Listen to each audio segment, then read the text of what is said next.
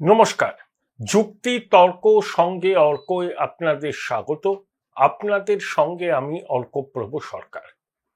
আপনারা ডক্টর ইউনূসকে কিভাবে দেখেন?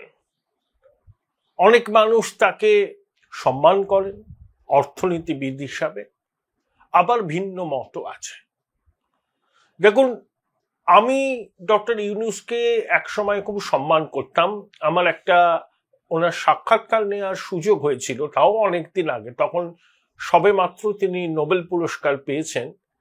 দক্ষিণ চব্বিশ পরগনার একটা জায়গায় তিনি এসেছিলেন কোনো একটি স্বেচ্ছাসেবী সংস্থার আমন্ত্রণে। অত্যন্ত অমায়িক ব্যবহার, অনেক প্রশ্নের উত্তর দিয়েছিলেন। আমার ভালোই লেগেছিল এবং অন্যান্য মানুষের মতো আমারও হাই রিগার্ডস ছিল প্রফেসর ইউনূস সম্পর্কে। কিন্তু বাংলাদেশে জুলাই অগাস্টের গণ অভ্যুত্থানের পর প্রফেসর ইউনূস অন্তর্বর্তী সরকারের মুখ্য উপদেষ্টা হলেন। তখনও আমি অনেক আশা করেছিলাম যে প্রফেসর ইউনূস হাল ধরেছেন, এবার বাংলাদেশ সত্যি উন্নতির সড়কে হাঁটবে। অর্থাৎ শেখ হাসিনা যেখান থেকে ছেড়ে গিয়েছিলেন সেখান থেকে ইউনূস বাংলাদেশকে ধরবেন এবং প্রগতির সড়কে নিয়ে যাবেন। আজ আমার এই আশা সম্পূর্ণ ভুল প্রমাণিত হয়েছে। অর্থনীতি তো আমি জানি না, আমি অর্থনীতির ছাত্র নই, আমি রসায়নের ছাত্র, পরে সাংবাদিকতা নিয়ে পড়াশোনা করেছি।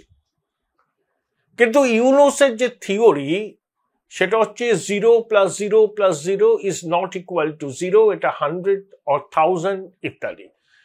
তার কাছে এই থিওরির মূল তাৎপর্য হচ্ছে পভার্টি এলিভিয়েশন, কার্বন এমিশন বন্ধ করা এবং সোশ্যাল এন্টারপ্রেনারশিপ সমাজ এবং দেশের হাল বদলাতে পারে। একটাও তিনি করেছেন বাংলাদেশের জন্য। তাই আমি এখন তাকে ইন্টারন্যাশনাল র্যাকেটিয়ার হিসাবেই সম্বোধন করি। কেউ আমার এই মূল্যায়নের সঙ্গে সহমত হতেও পারেন, নাও হতে পারেন। প্রথম কথা, ডক্টর ইউনূস যখন নোবেল শান্তি পুরস্কার পেলেন তার ঠিক পরেই নরওয়ে সরকার জানিয়েছিল নরওয়ের সরকারি অর্থ তিনি তছরূপ করেছেন। তার গ্রামীণ ব্যাংক, গ্রামীণ টেলিফোন, এরকম বহু স্বেচ্ছাসেবী সংস্থা আছে। এগুলো খাতায় কলমে অলাভজনক, কিন্তু এই গ্রামীণ ব্যাংক বা মাইক্রো ফিন্যান্সের ব্যবসা ফেঁদে ইউনূস কোটি কোটি ডলার বিদেশে পাচার করেছেন। সেই টাকা বিভিন্ন জায়গায় দিয়েছেন, ক্লিন্টন ফাউন্ডেশনকে দিয়েছেন। 16 সালে হিলারি ক্লিন্টন যখন নির্বাচনে প্রতিদ্বন্দ্বিতা করেন আমেরিকার রাষ্ট্রপতি পদপ্রার্থী হিসাবে, ইউনূস তাকে আর্থিক সহায়তা করেছিলেন। তিনি শান্তির নোবেল পুরস্কারটা পেলেন কিভাবে? এটা একটা বিরাট বড় প্রশ্ন।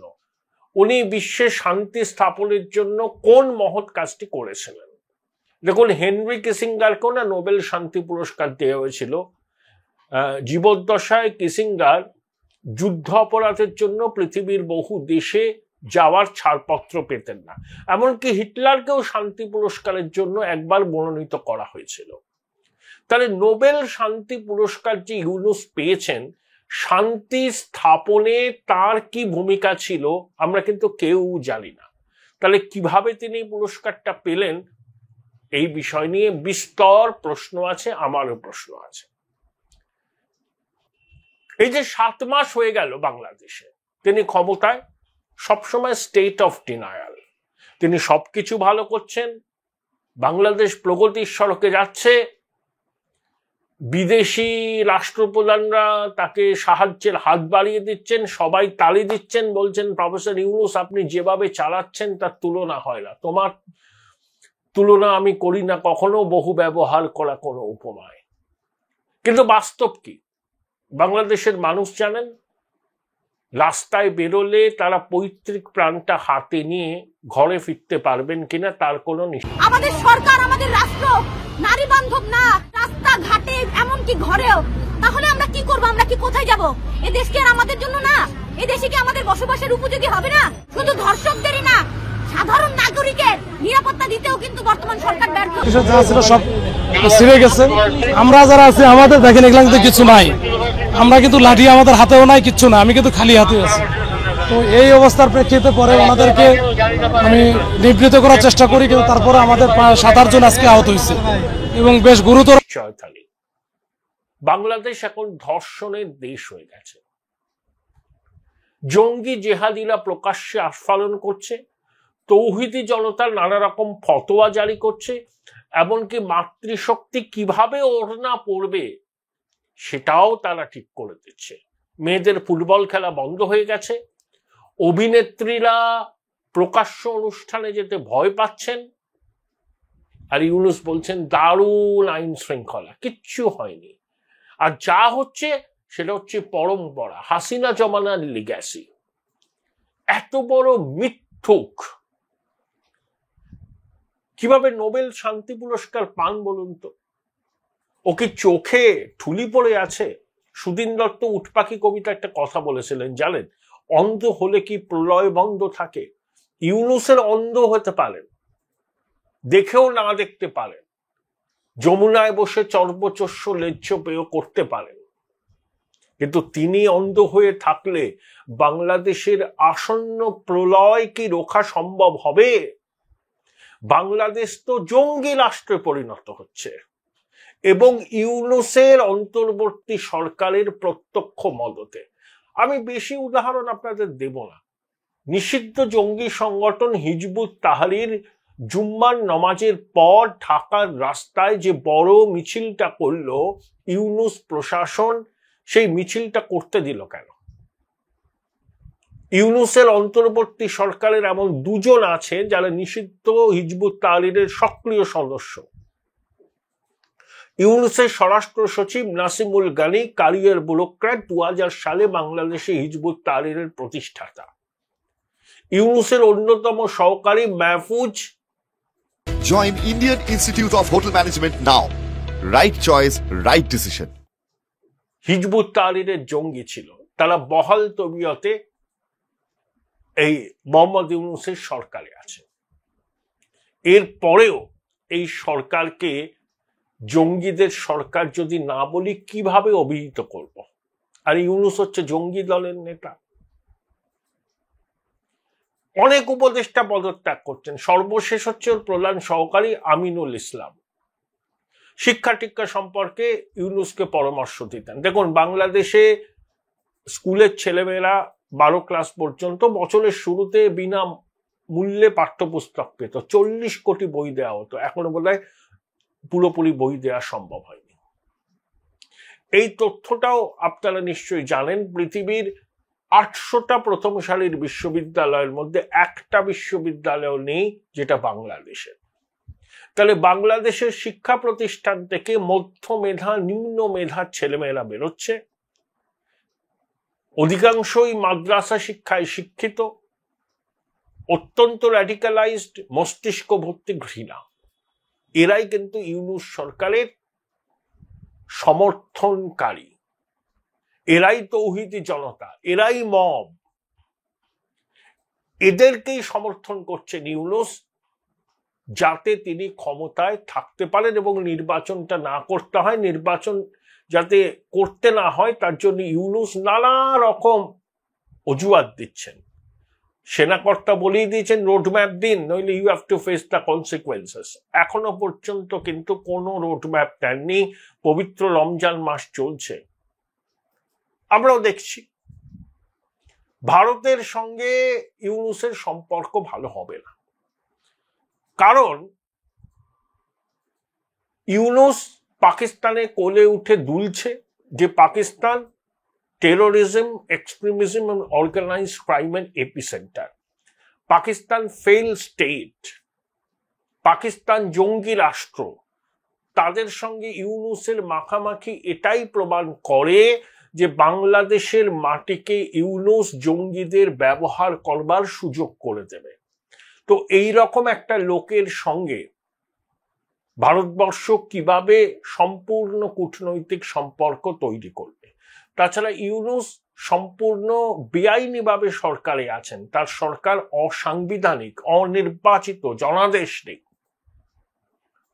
এবং তিনি যেভাবে জঙ্গি জেহাদিদের মদত দিচ্ছেন ক্ষমতায় টিকে থাকার জন্য, এই জঙ্গি জেহাদিরাই কিন্তু ফ্র্যাঙ্কেনস্টাইন হয়ে গেছে।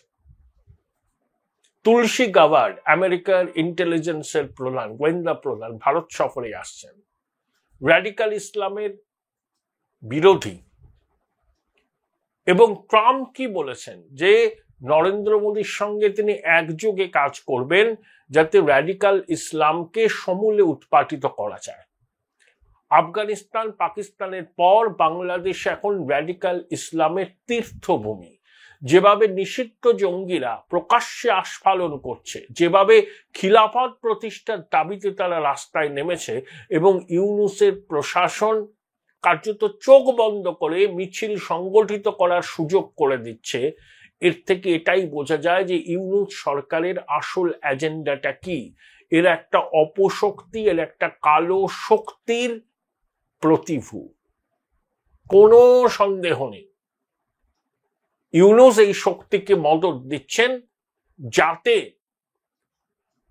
তার এজেন্ডা বাস্তবায়িত করা যায়। ইউনূসের একটাই এজেন্ডা, বাংলাদেশকে পাকিস্তানের কলোনিতে পরিণত করা, মুক্তিযুদ্ধের চেতনাকে মুছে দেওয়া এবং আলটিমেটলি বাংলাদেশে যাতে শরিয়া প্রবর্তন হয় তার জন্য চেষ্টা করা। মুখে ও গণতন্ত্র, ধর্মনিরপেক্ষতা, নারীদের অধিকারের কথা বলবে, আসল লক্ষ্য হচ্ছে অন্য। ইউনূস হচ্ছে সেই অপশক্তি, সেই কালো শক্তির একজন প্রতিনিধি যে বাংলাদেশের চেতনাকে মুছে দিতে চায়, কিন্তু ওর কপালে শনি নাচছে। যে জঙ্গিদের ইউনূস তৈরি করছে, মদত দিচ্ছে, সেই জঙ্গিরাই ওকে গিলে খাবে এবং বাংলাদেশে গৃহযুদ্ধ হবে। গৃহযুদ্ধ আসন্ন। মুক্তিযুদ্ধের পক্ষের শক্তি সঙ্গে ইউনূসের মদতদাতা এই কালো অপশক্তির লড়াই হবে। এই যে মাহফুজ আলম নামে এই জঙ্গিটা মাঝে মধ্যেই ফেসবুকে নানা রকম পোস্ট দেয় এবং খুবই প্ররোচনামূলক। একবার তো ভারতের কিছু অংশকে নিয়ে নতুন বাংলাদেশের মানচিত্র তৈরি করেছিল। সে তো গৃহযুদ্ধের হুমকি দিয়ে রেখেছে, রক্তাক্ত গৃহযুদ্ধ। রক্তাক্ত গৃহযুদ্ধ শুরু হলো বলে সেখানে বাংলাদেশের আর্মির একটা ইন্টারভেনশন থাকবে এবং ইউনূসকে আর্মি কিন্তু বেশি দিন টলারেট করবে না। তারপর তুলসী গাবার্ড আসছেন। আমরা আমাদের পড়োশী দেশে ইউনূসের মদতে এরকম জঙ্গিবাদ মাথা চালা দেবে, চোখ কান বুঝে তো আমরা সহ্য করব না। আমরা জানি কিভাবে জঙ্গিবাদকে নির্মূল করতে হয়। তাই ইউনূসকে বাক্স প্যাটারা গোছাতে হবে। অনেকেই বলছেন, দাদা আপনি এই আশাবাদ কিভাবে রাখছেন, কিছুই তো হচ্ছে না। বুঝতে পারছেন না কিছু হচ্ছে কিনা? ইউনূসের গলার স্বর কি আগের মতো আছে? ও তো বুঝতে পারছে যে his days are getting number. তাই যতদিনও থাকবে, এক একটা দিন টাকা মানে বাংলাদেশকে এক একটা বছরও পিছিয়ে দেবে। ভয়ানক অপশক্তি, কালো শক্তির প্রতীক ইউনূস। খুব খুব নজরে রাখতে হচ্ছে আমাদের।